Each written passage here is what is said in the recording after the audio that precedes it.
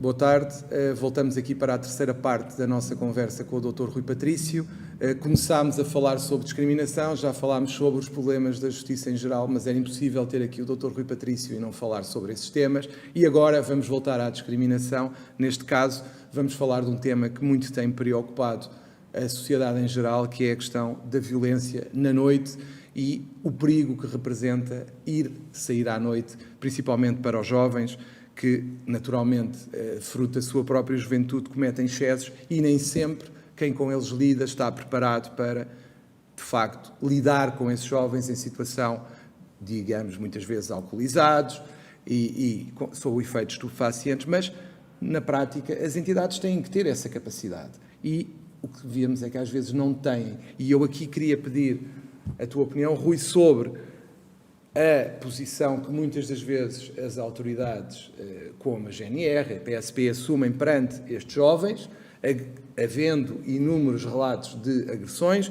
e temos o outro polo que para mim ainda é mais preocupante, que é aquelas entidades que vivem na noite e que são aquelas seguranças, os seguranças privados que vivem na noite e que também têm questões, e muito mais graves quanto a mim, porque gozam de algum sentimento de impunidade, porque muitas das vezes os jovens não apresentam qualquer participação. O que é que tu nos tens a dizer sobre isto, nomeadamente quando há, e ligando aqui ao ponto da discriminação? Vamos lá ver, comecemos pelas entidades oficiais, nomeadamente as polícias. Não tenho nenhuma dúvida em afirmar, quando um comportamento policial é um comportamento que viola as regras, nomeadamente, se for um comportamento discriminatório, isso deve gerar uma reação do sistema e, antes disso, deve gerar uma participação. Desde logo, porque isso configura um ilícito disciplinar por parte dos agentes que assim procedam. E, portanto, agora, eu reconheço que a atuação policial é, em geral, uma atuação difícil, está ali numa linha difícil de atuação.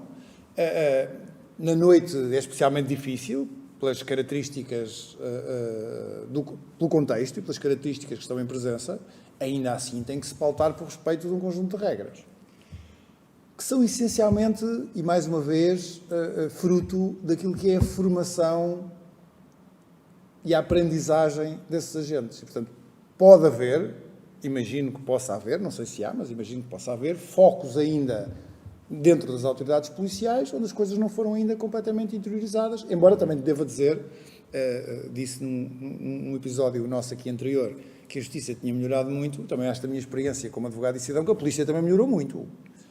A polícia hoje lida com situações, como por exemplo a violência doméstica, que há 30 anos não saberia lidar de todo. Exemplar. E lida porquê? Porque foi formada para isso. E, portanto, se calhar é melhor também nessas comissões e nesses relatórios e nesses programas incluir-se, eu acho sempre que se deve incluir, uma componente formativa forte, nomeadamente das autoridades. Se pisarem um risco, pois acho muito bem que denunciem, como disse no episódio anterior, que procurem apoio de advogado e que os agentes que pisem o risco sejam exemplarmente punidos. Quanto à segurança privada, a questão é semelhante de um certo ponto de vista, mas é diferente de outro. Isto é, o segurança ou a segurança privada que agride, que bate, que persegue, que difama, que coage, que ameaça, pois pratica um ilícito. Isso não tenho grandes dúvidas. E deve ser denunciado e deve-se agir. Coisa diferente, e que é mais difícil de encontrar juridicamente, é o chamado reservado direito de admissão. Nós estamos a falar de instituições estabelecimentos noturnos, por exemplo. Privados. Sim, privados. E, portanto, o segurança está ali, e o segurança que bate e que agride e tal, isso não tenho dúvidas nenhumas que é ilícito. O segurança que escolhe quem entra ou quem não entra, pode fazê-lo por razões que são razões discriminatórias. Tenho dúvidas que aí estejamos na esfera do ilícito, porque, no fundo, é uma atividade privada e entra quem o quiser. Portanto, a fronteira é delicada. Como é que se resolve isso? Resolve-se através de legislação que clarifique. Por exemplo, a matéria da discriminação, como eu referi noutro episódio desta nossa conversa, tem muita relevância no acesso a estabelecimentos e a serviços. A legislação deve ser clarinha no sentido em que onde termina a iniciativa privada e o âmbito privado e onde começa a verdadeira discriminação. O que nós não podemos também aceitar, numa sociedade livre, equilibrada e que se quer de alguma forma, ou de muita forma, promotora da igualdade, que a iniciativa privada e a propriedade privada e o direito a ter um estabelecimento meu possa ter uma esfera ilimitada, isto é, não tenha fronteiras e eu possa vedar pura e simplesmente porque quero, porque não gosto, percebes? Portanto, é a legislação que tem que encontrar este equilíbrio ou os intérpretes da legislação. Mas tu achas que neste momento ainda não é possível fazer isso? Acho que neste momento é possível fazer isso. É possível fazer isso desde que uma interpretação fina. Mas para isso é preciso que as pessoas se queixem. Por isso é que eu comecei por dizer, cuidado que no segurança privado é limitado o direito de acesso. Mas este limitado direito de acesso em face da minha propriedade não é absoluto. E, portanto, se eu sistematicamente me apresento num estabelecimento e não me deixam entrar, e eu tenho maneira de provar ou de evidenciar que fazem isso, vou dar um exemplo inequívoco, eu sou careca, se calhar é uma coisa contra os carecas. E vamos lá ver se pode vedar ao abrigo da iniciativa privada completamente o acesso aos carecas. Exatamente. E talvez não possa. Porque se puder ilimitadamente, sem nenhuma restrição, então eu estou a deixar entrar para a janela o que não deixa entrar pela porta, porque eu promovo a igualdade e a não discriminação, mas ao abrigo da iniciativa privada, de uma liberdade absoluta, Portanto, é preciso. E aí o que é que as pessoas podem fazer? Podem queixar-se. Okay. Eu queixava-me, vamos lá ver. Agora, essa é que é a questão, mas podemos... Eu queixava-me. Eu queixava-me a 3 entidades, se calhar cumulativamente, porque depois não se percebe bem quem é que tem aqui competência. Matéria de estabelecimentos. Queixava-me à ASAI, queixava-me à Comissão para a Igualdade e contra a Discriminação Racial. Dir-me-ás tu, porquê se é só contra isso não for um tema racial? Não, mas ela encaminha, porque é talvez a autoridade que tem maior... É a autoridade que tem maior prática, que tem mais mão nestas coisas, porque existe já há 5 anos, porque tem um quadro legislativo muito clarinho e tal. E queixava-me à polícia. Mas tu achas que as pessoas, por exemplo, podem pedir o livro de reclamações claro. escrever essa reclamação? Mesmo que não seja discriminação, podem, porque eu posso pedir o livro de reclamações para escrever o que eu entender, independentemente depois do caminho que leva. E se houver recusa no estabelecimento em dar o livro de reclamações? E isso configura em si mesmo um ilícito que eu denunciaria à ASAI. Mas considerando que as pessoas podem ter outra ideia, há outra forma de fazer, ou seja, se houver a recusa de entrega do livro de reclamações para escrever a tal reclamação, para além disso as pessoas ainda podem fazer alguma coisa? Podem chamar a polícia? Eu chamaria, embora aí a capacidade de intervenção da polícia é muito limitada. Claro. Mas chamaria por uma razão, porque pelo menos a polícia dá fé pública de uma determinada denúncia. E, portanto, eu estou, de alguma forma, a fazer a minha queixa de uma forma formal e no ato, o que lhe dá outra credibilidade e dá-lhe até outro valor, como nós sabemos, juristas e advogados especialmente, em termos processuais, porque vale como notícia. Era isso que eu te queria perguntar, ou seja, se alguém entrasse no teu gabinete com uma situação destas e quisesse que tu agisses judicialmente, tu preferirias ter... a tal denúncia assistida, entre aspas, por polícia, com o tal auto, ou era igual se não tivesse? Preferiria de longe. E, portanto, eu sou apologista, embora sem querer amassar a polícia, sou apologista, na dúvida chama-se a polícia. Mesmo não seja matéria de polícia, chama-se a polícia, porque a polícia toma conta da ocorrência. Não é da competência dela, mas dá fé pública. Tu participas, depois não dá em nada. Até se chega à conclusão, mas isto não é um tema de polícia, é um tema de contraordenação. Mas está bem, mas olha, dê-me cópia, faz favor, da participação que eu vou... É totalmente diferente, até do ponto de vista da credibilidade e do valor probatório, tu teres um auto redigido para a polícia, assinado por um agente aos tantos de tal fulano disse-me isto, ou teres apenas mas eu agora pedia-te, no fundo, que traduzisse isso do juridiquês da fé pública para quem ouve. A polícia é uma autoridade, digamos assim. Pois a linguagem da aldeia da minha infância. A polícia é a autoridade. E, portanto, a polícia tem a obrigação de, perante uma queixa, redigir, digamos assim, um documento em que narra aquilo que lhe foi contado e, se tiver presenciado alguma coisa, aquilo que presenciou. E assina. E, portanto, isto tem um valor, tem uma credibilidade diferente de ser apenas a palavra da pessoa relativamente a um determinado evento. Agora, para fazer aqui alguma síntese do que disseste, eu queria te perguntar algo que é, As denúncias, se for crime, se for contraordenação, é importante que quem apresenta ou quem se quer queixar saiba essa diferença ou, desculpe a expressão, vai dar ao mesmo ser uma coisa ou outra, eu queixo-me e pronto, e depois logo sei onde é que vai parar? É importante. Mas que conselho é que tu darias antes de chegarem ao teu gabinete à pessoa que te está a ouvir agora, que seria melhor fazer? Bem, eu daria um conselho ligeiramente diferente e espero não ser mal interpretado, porque a razão é uma pura razão de melhor orientação da pessoa. Eu preferiria que fossem primeiro ao gabinete antes de fazer a queixa, a não ser que tenham tido a necessidade de chamar, entretanto, a polícia. Exato. Mas aí não há alternativa. Agora, não chamaram a polícia e tiveram a pensar no assunto e decidiram queixar-se. Vão ver à internet, é melhor consultarem quem sabe. Porquê que é relevante? Embora eu tenha dito, já creio que não nesta nossa conversa de hoje, mas creio que na de ontem, embora eu tenha dito que o Ministério Público e a Polícia têm a obrigação de encaminhar tudo para os sítios certos, mesmo que eles não sejam autoridade competente, apesar de tudo, do ponto de vista da demora e da eficácia, é melhor ir logo ao sítio certo. E, portanto, se tu puderes perguntar a alguém, olha, aconteceu-me isto, o que é que acha? E acho que sim, acho que tem razão, vamos nos queixar. E qual é o sítio certo para me dirigir? Isso é como um código postal, é meio caminho andado para as coisas funcionarem melhor. Se apresentarem a queixa fora do local próprio, não quer dizer que ela não tenha encaminhamento, mas não é a mesma coisa do que perde-se diretamente. Muito mais tempo, portanto... Pode a polícia, imagina que eu vou à polícia, aquilo não é um tema de polícia. A polícia tem a obrigação, mas pode achar que não, pode presumir que a pessoa também foi ao sítio certo, percebes? Então, melhor é ir ao profissional. Portanto, na prática, o que estás a dizer é, a menos que se chame a polícia para tomar nota da ocorrência, melhor ir ao advogado. É melhor ir sempre ao advogado e depois o advogado encaminhará, consoante seja crime ou contraordenação, para a autoridade competente. João, deixa-me só dizer, claro. Esta coisa de ir ao advogado é como a automedicação. As pessoas não se devem automedicar, devem perguntar a quem sabe. Aqui é exatamente a mesma coisa. De facto, o Dr. Google nem sempre é o melhor. Não, às vezes, aliás, induz muito em erro. Claro. E às vezes perdem-se prazos que são fundamentais para a procedência da ação. Claro que sim. Agora, há uma coisa que ainda não falámos hoje, neste episódio, nem nos dois anteriores, que é, se eu assistir a uma situação de discriminação, eu posso fazer alguma coisa legalmente ou não? Podes. Não tens a obrigação de, que é uma coisa que as pessoas às vezes perguntam. Mas explica-me lá o que é isso de não ter obrigação porque de... não há obrigação de denúncia. Em Portugal, ninguém tem a obrigação de denúncia, exceto se for um funcionário público que tomar conhecimento de um delito no exercício das suas funções. Portanto, fora estas situações, ninguém tem a obrigação de denúncia.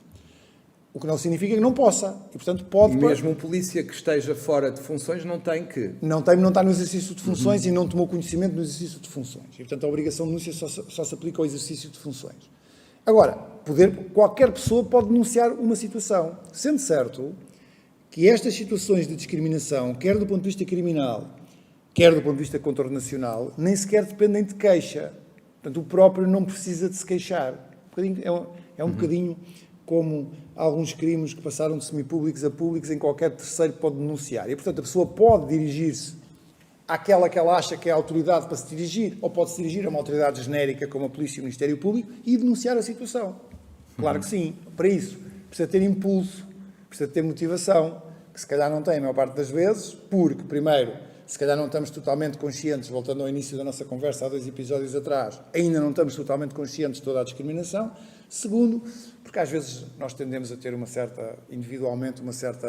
egocentrismo. Um certo egocentrismo, um certo laissez-faire, laissez-passer, e não nos vamos meter nos temas dos outros. Eu agora queria-te pedir aqui só um comentário, eu não vou dizer tudo o que tinha aqui para te perguntar, mas há aqui uma questão que tem a ver com o relatório anual 2020 da CICDR, que continha a informação recolhida sobre práticas discriminatórias, as sanções aplicadas, ações de sensibilização e de formação.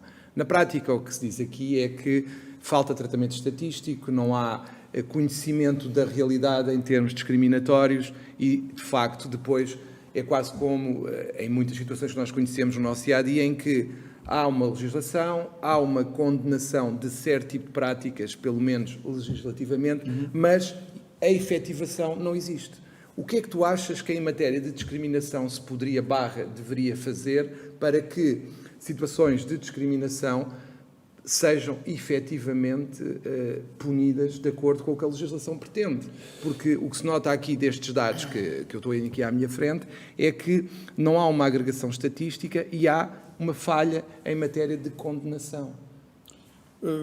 Isso leva, como diria o outro, isso levar-nos-ia muito longe. Primeiro ponto, o problema estatístico é um problema transversal em Portugal.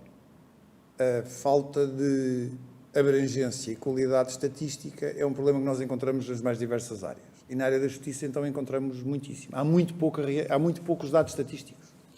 Em alguns casos não existem, noutros casos não são tratados e em muitos casos não estão agregados. Com a agravante, como já vimos em conversas anteriores sobre este tema da discriminação, a discriminação é um poliedro que está disperso por um conjunto de legislação, um conjunto de comissões, um conjunto de entidades e, portanto, não há agregação nenhuma. Este é o primeiro ponto. Portanto, era preciso fazer mais levantamento estatístico. Se eu posso fazer uma sugestão nestes programas que muitas vezes fazem, não era nada mau que se inscrevesse uma rúbrica, e uma rúbrica concreta e com meios materiais para fazer, de facto, estudos e levantamento estatístico. E, portanto, isso deixa sempre a desejar. Em segundo lugar, é preciso ter um pouco de cuidado quando nós fazemos análises baseadas na ideia de que houve X queixas e só Y condenações. Porque nem tudo o que é queixa conduz necessariamente a uma condenação. Isto é, às vezes, também uma coisa, é uma pedagogia que é importante fazer, seja para isto, seja genericamente. Deixa-me dar um exemplo que não é exatamente de discriminação, mas que eu acho que mostra muito bem o que eu quero dizer. A violência doméstica, que é um tema sério e grave, e que está na ordem do dia, conduziu nos últimos anos a uma explosão de denúncias e de participações. Umas fundadas, outras infundadas. Nós não podemos concluir necessariamente se num ano entram 800, estou a ficcionar, não faço ideia se são 800, entram 800 queixas ou denúncias e saem 300 condenações, que há aqui alguma patologia. Pode não haver.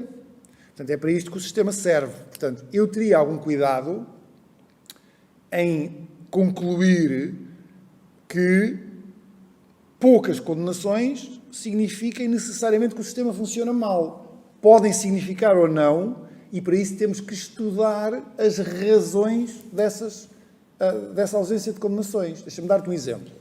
Imagina que se chega à conclusão que X%, não faço ideia, estou a ficcionar, X% das não condenações têm que ver com dificuldades na recolha da prova, porque o processo entre a denúncia e as efetivas atividades de recolha da prova demorou muito tempo. Isto é uma patologia do sistema. Mas imagina que se chega à conclusão que 30% são queixas infundadas, porque as pessoas acham que tudo é discriminação. Aí a situação já é completamente diferente. Portanto, concluir dos números se há um problema ou não depende das razões que explicam esses mesmos números. Mas há uma pergunta que me surgiu na sequência do que tu próprio disseste, que estava a pensar, ao ouvir-te, se tu verias algum interesse, alguma conveniência em, considerando que são tantas as situações de discriminação pelos mais variados motivos, se tu achas que poderia haver uma espécie de especialização ou algo parecido que agregasse tudo o que fossem discriminações, fossem situações de discriminação, se isso poderia beneficiar o combate, criando, como tu também referiste, até por causa da formação, que tem que ser necessariamente diferente, de todos os envolvidos, se isso poderia ou não ser algo que nos beneficiasse a nós, advogados, e às próprias autoridades. Poderia, mas é um palpite. Não sou especialista na matéria, não estudei a matéria profundamente, mas diria que poderia. Repara no seguinte, João, e reparem as pessoas que nos estão a ouvir. Se nós percorrermos muito rapidamente, nos minutos, esta matéria, chegamos à conclusão que existem não sei quantas comissões, não sei quantas autoridades. Só comissões da igualdade há pelo menos 3. Assim de cabeça lembro-me de 3. Talvez seja o momento de se pensar em agregar isto tudo numa única comissão. Ajudava muito, porque as coisas estavam localizadas. Dir-me-ás, ou dir-me-ão. Mas seria uma competência demasiado abrangente. Talvez sim ou talvez não. Eu dei o exemplo numa sessão passada desta nossa conversa da estratégia anticorrupção. Enfim, criou-se um mecanismo, um célebre e pomposo mecanismo nacional anticorrupção, que aliás ainda não saiu do papel. Não sabemos se vai funcionar ou não. Mas a ideia não é má.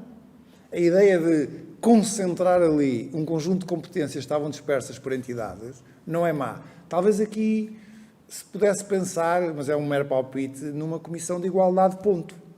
uma comissão para a igualdade, não é do género, não é das condições de trabalho, não é da raça, e depois qualquer dia há outra da orientação sexual, e depois há outra das condições económicas.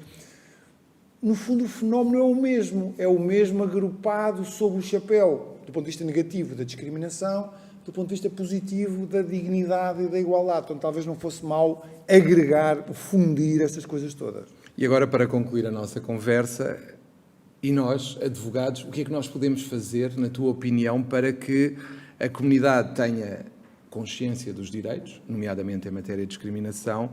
Qual é que será, no fundo, o nosso papel no meio disto tudo? Olha, nós temos enfim, as pessoas pensam o pior da justiça e ainda pensam o pior dos advogados. É bom que tenhamos essa ideia, até para podermos lutar contra isso. E eu acho que nós temos um papel muito importante a desempenhar neste tema e, aliás, noutros temas do sistema de justiça em geral. A primeira coisa que temos que fazer, antes de tudo, é comportar-nos como deve ser. Acho que é uma coisa importante comportar-nos como deve ser. Não sermos nós, seja enquanto cidadãos, seja enquanto advogados no exercício da nossa profissão, a promovermos ou a praticarmos, e neste caso estamos a falar de discriminação, atitudes discriminatórias. Temos de dar o exemplo. Eu, no outro episódio desta nossa conversa, disse, ou se não disse, pensei, mas vou dizer agora, falámos sobre o excesso de garantias. Eu disse que não havia excesso de garantias e mantenho que não há. Há alguns abusos. Às vezes os advogados deviam pensar se esses abusos não são contraproducentes para o exercício até da sua própria atividade de defesa dos direitos humanos. Porque quando usam um caldo cultural em que o resultado é sempre tirar garantias, tirar garantias, tirar garantias. E há alguns de nós, às vezes, contribuem... Eu estou a pôr a coisa... Estou-me a incluir, que é para não ofender ninguém.